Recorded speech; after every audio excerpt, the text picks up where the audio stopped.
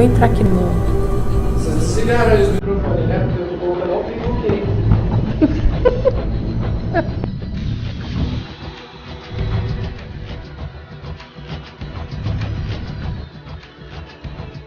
Olá pessoal, bem-vindos ao Conexão X, bem-vindos à TV Galáctica. Estou aqui com quem? Walter Trebtes, né? Meu amigo, companheiro de jornada por anos a fio, nosso coordenador master do Grupo Cron, sempre trazendo muito esclarecimento, e hoje nós vamos falar de um ópio, o poder.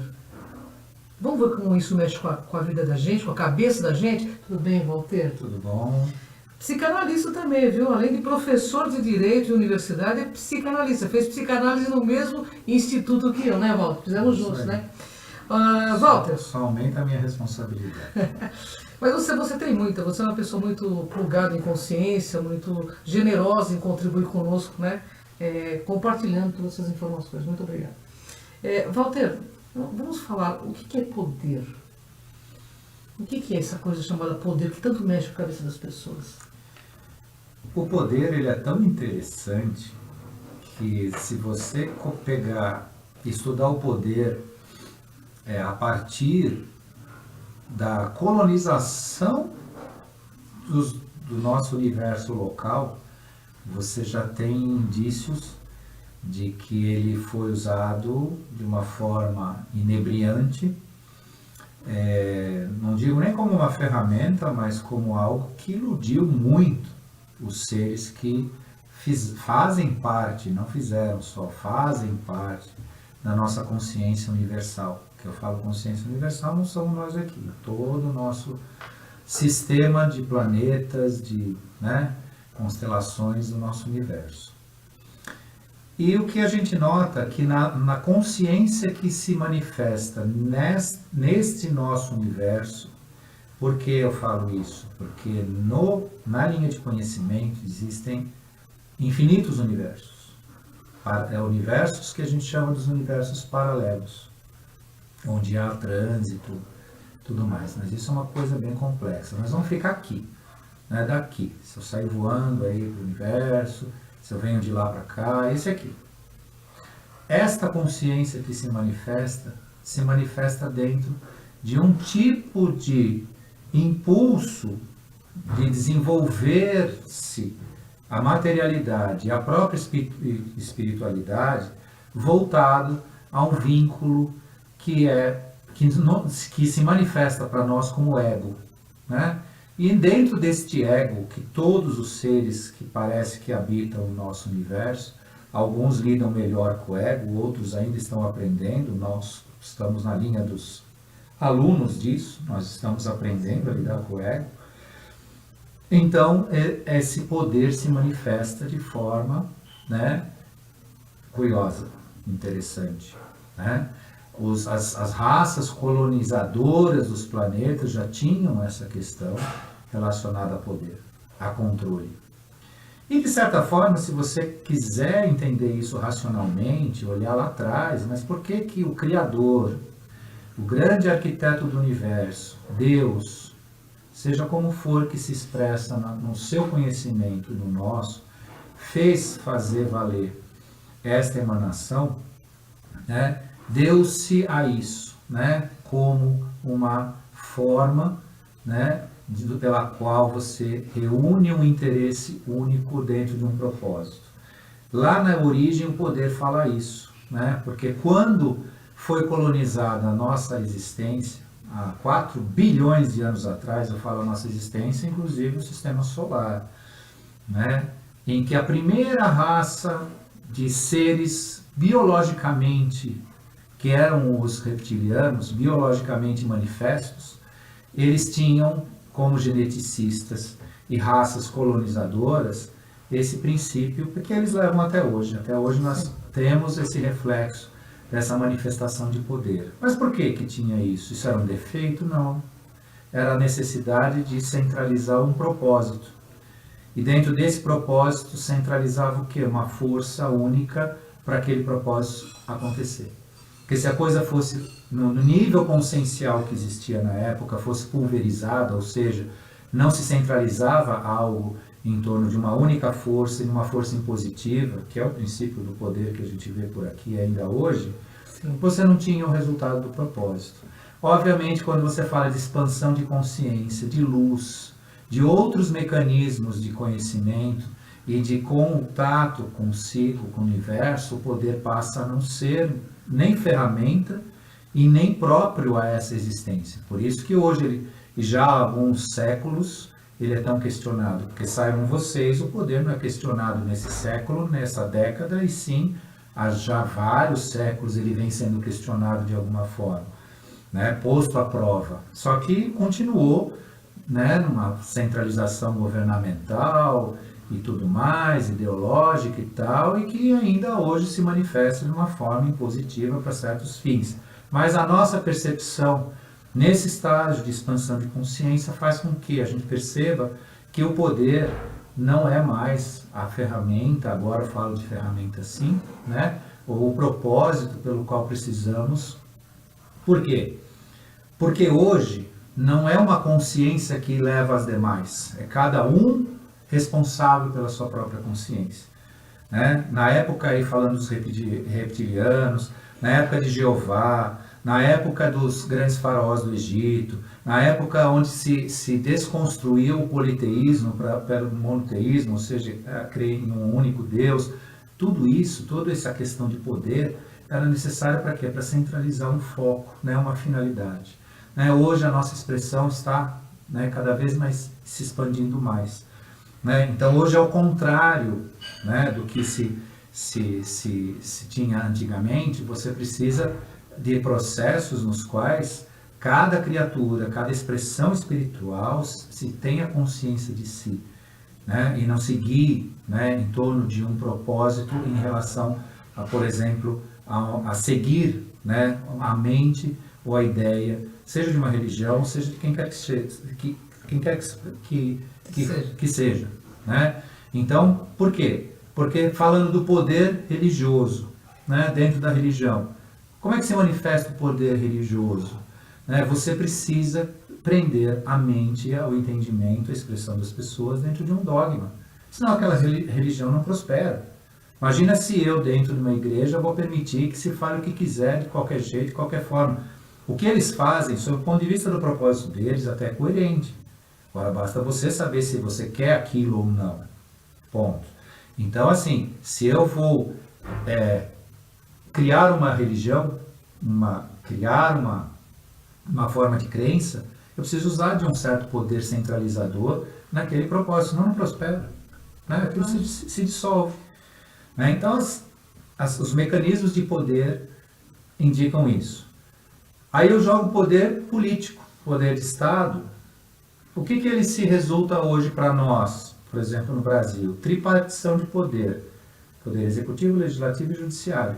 Né? A formação do nosso Estado. O que nós estamos vendo aí? Corrupção. Poder judiciário com decisões, vou usar assim um termo geral, lamentáveis.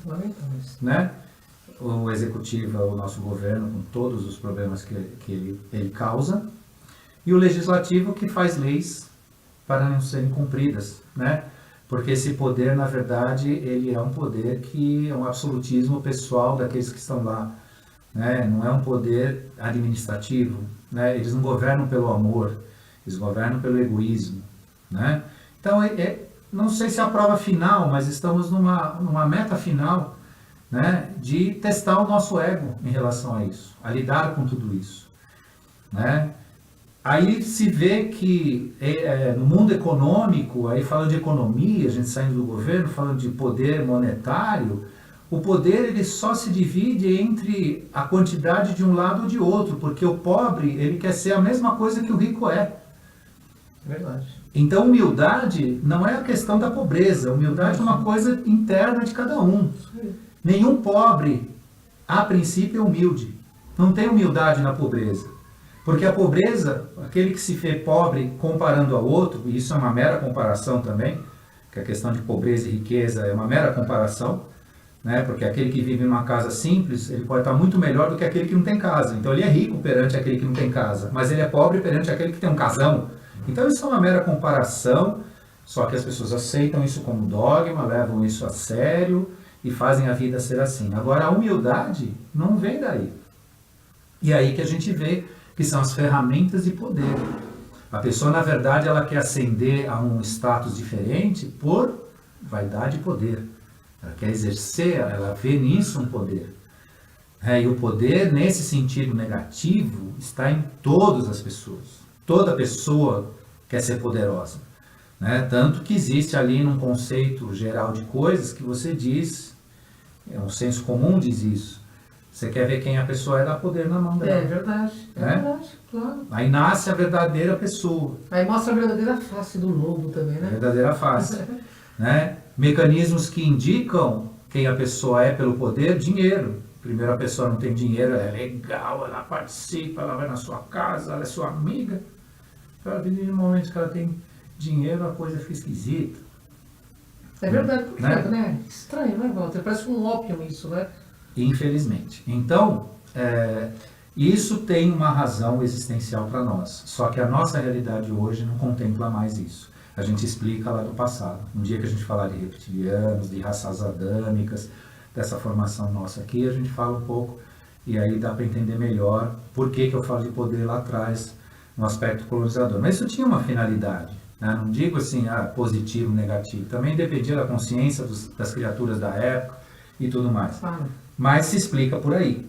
Né? Agora, hoje, cada vez se dissolve mais a questão de poder e perde o sentido na medida do que você ascender a uma consciência maior, um entendimento maior do que você é. É verdade. Uma coisa que a gente percebe bastante, hoje assim até muitos casamentos se dissolvendo por conta de questões financeiras. Estou falando isso porque eu convivo com muita gente e sempre vem reclamar. Eu larguei do meu marido para ficar com uma pessoa porque tinha mais condições, mas eu não estou feliz. A pessoa, é o que você falou, a pessoa quer que alguém traga felicidade, né, Walter? Mas essa questão financeira pega muito, viu, nos relacionamentos, viu, Walter? Você pode falar um pouco sobre isso, sobre a ótica de psicanálise e de um excelente advogado que é também, né? A questão que envolve o mundo econômico das pessoas, econômico que eu falo, né, o orçamento de casa, quem ganha, quem recebe, quem paga e tudo mais. Isso há uns anos atrás, e eu sempre falava para meu pai tinha idade para ser meu avô, era um sábio mestre que muito me ensinou, mas ele tinha uma diferença de geração. Ele veio de uma educação vitoriana e por conseguinte a gente tinha, né? E eu dizia uma coisa para ele, já quando eu era mais adulto, já estava casado, ele estava lá nos seus 80 e poucos anos e ele tinha uma crítica na sociedade, porque a vida dele estava baseada numa época que não tinha iluminação na rua, ruas de terra, né, você conhecia todo mundo, você tirava o chapéu para cumprimentar as pessoas e de repente... só que ele era crítico com a nossa realidade, né? Aí já estou falando de 30 anos atrás, mas já era uma realidade muito moderna para ele. E eu dizia para ele, pai, você é um homem de sorte. Eu queria ter vivido a época que você viveu. Né? Você diz que andava em rua de terra, hoje está tudo asfaltado, mas você cumprimentava as pessoas. Você via uma mulher sendo agredida na rua, você ia defendê-la. Né? Você tinha valores inscritos no conceito social. Tinha uma série de coisas, né, que hoje a gente, né, quase não vê, né? Quase não vê. Por que eu falo disso? Porque a gente sofre mudanças. Mudanças que tendem a buscar uma melhora, uma justiça social, uma evolução, uma democracia, uma forma de expressão, mas a mudança, ela nunca traz as pessoas ao tempo necessário. Né? Eu, por exemplo, com a idade que eu tenho, eu ainda tenho dificuldade, apesar que eu não sou tão velho assim, tão antigo assim, né? de enxergar, né, que o meu papel na sociedade como ente familiar não é o mesmo que era de 20 anos atrás. Né? O homem provedor, o homem com aquele papel, o papel de gênero mudou. Né? Antigamente, aliás, desculpe, não, o papel de gênero mudou. Antigamente tinha papéis, né? Os gêneros tinham papel, o homem era ali, fazia essas atividades e a mulher aquelas, né? Isso se dissolve há pouco tempo, há 20 anos para cá se dissolve. Só que a cabeça das pessoas não dissolve. Pois é. Né? O homem continua sendo aquele que quer marcar território, né? Aquele que quer ser o provedor, aquele que quer ter o poder, tem o poder inscrito em si por necessidade, atavismo e tal, porque também é papai e tal. Tudo isso não nasceu ainda aquele homem, né, aspirando, né, uma paz imensa, aquela coisa toda e tal. Tudo isso começa ok. E junto com isso, não bastasse as mudanças, vem inscrito uma ideologia de conflito de gênero, né? Ou seja, as pessoas não estão mais para conversar sobre as suas diferenças de gênero, né? E sim para se combater. Que triste, né? Infelizmente. Que triste. E aí você vem o ingrediente econômico, né? A sociedade abriu mercado de trabalho para a mulher. Se fazendo uso disso em prol de novas oportunidades e também de questão econômica, né? De mão de obra mais barata, um monte de coisas, que é o aspecto econômico, a crítica econômica, né? Que alonga muito a nossa conversa nisso e não é o foco. Isso traz também, né, na questão do poder, quem tem mais, quem paga, quem não paga, quem faz, quem não faz. Né? Hoje a gente percebe no ambiente, aí saindo desse campo de pesquisador, nessas áreas de metafísica e falando de advogado e psicanalista, muito conflito. Por quê? Porque alguns homens, para conviver, se alienam. Aí vira o frouxo. A mulher que está em casa fala, eu tenho um frouxo em casa. Não é que você tem um frouxo, você enche tanta paciência dele. Né? O feminismo, ou não o feminino, o feminismo se impõe tanto que o cara fica quieto. Ele não vai brigar com você todo dia. Porque DR enche o saco, né? Toda hora isso, toda hora aquilo. Por outro lado, também tem as questões, né, que dificultam a vida feminina, né, a vida das mulheres, nesse convívio novo. Né? Algumas referências que deveriam ter, algumas faltas, algumas coisas que deveriam acontecer, que não acontecem e acaba surpreendendo depois no meio do caminho. Né? Então assim, eu não educo, eu não falo, eu não questiono, de repente, pá, o problema está lá. Não é quem resolve e quem faz. Né? Tem a enganação do princípio da busca da felicidade, ninguém busca a felicidade em lugar nenhum. Né? Felicidade é consequência daquilo que você faz, se você fizer bem feito. Até outro dia eu dei um exemplo na internet, fui assim, apanhei feio, mas eu dei um exemplo que se você lavar um banheiro, e você não gosta de lavar banheiro, mas se você lavar, você vai ficar feliz, você vai se sentir bem, que você está usando um banheiro limpo e vai poder oferecer esse banheiro para alguém porque ele está limpo. Sem dúvida. E é uma forma de ser feliz. Fazendo sempre o máximo melhor possível, é isso, né? Então é simples, pode ser até banal que eu estou falando, sim, mas é a consequência disso. E no relacionamento entre pessoas, né, hoje a gente tem essa questão, né, que se impõe. Enganam as mulheres dizendo que existe um empoderamento feminino. Ok, pode existir uma abertura para um maior respeito, para uma maior consideração, para uma maior atuação da mulher, mas quando você fala de empoderamento, você está trocando o ditador homem para a ditadora mulher. E você acaba, né, anulando o efeito das coisas. Né? Então, todo esse processo que envolve a palavra poder, né, ainda precisa ser melhor assimilado por nós.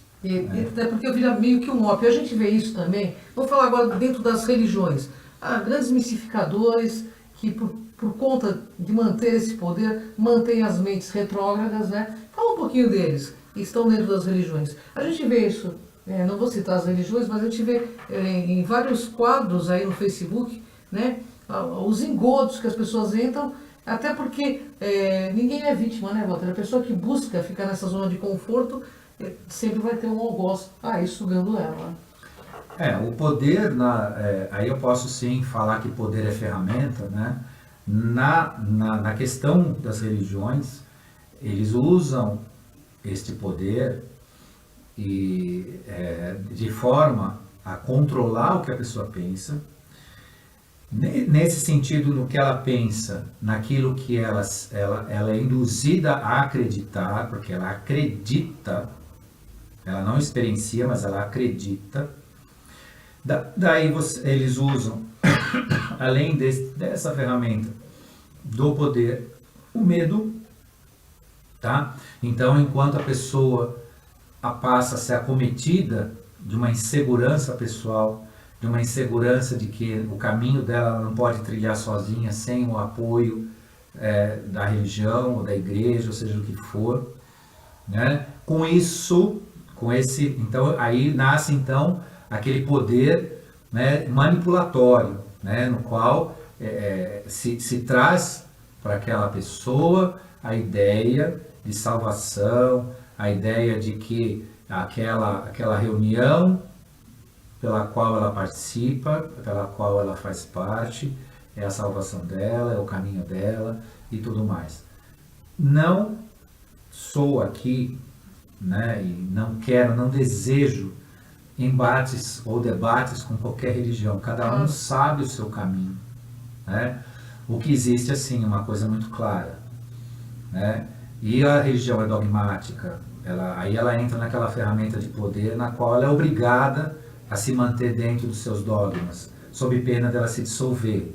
Então é impossível alguém se vincular a uma religião e ter liberdade de pensamento. Sem dúvida. Ele vai se obrigar sim àquela forma de pensar, né? Então a religião tem esse mecanismo, né? O poder de simplesmente aniquilar ou esvaziar a pessoa daquilo que ela é para então colocar o conteúdo que ela quer lá dentro. E aí tem vários mecanismos, né? Aí são mecanismos que a gente pode discutir aqui, né? Olha o desafio, né?